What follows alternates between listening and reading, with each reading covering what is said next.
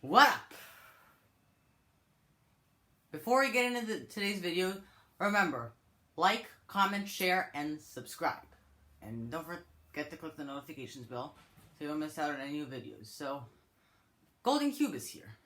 And today, I have a new way of making, stacking towers. It's not necessarily a card tower, but more of a book tower. So, this is how we're going to start. So, about this. So, you should get a visual example of how to do it. So, yeah, and now we continue with this. So, I'm using 10 books. There, I've already used 6. I want to keep the books on the ground in case it falls. Then it won't create an earthquake effect that'll destroy the tower. This is it. And now, last but not least, the cherry on top. There we go. Easy, right? Well, try it yourself and tell me, how did it work?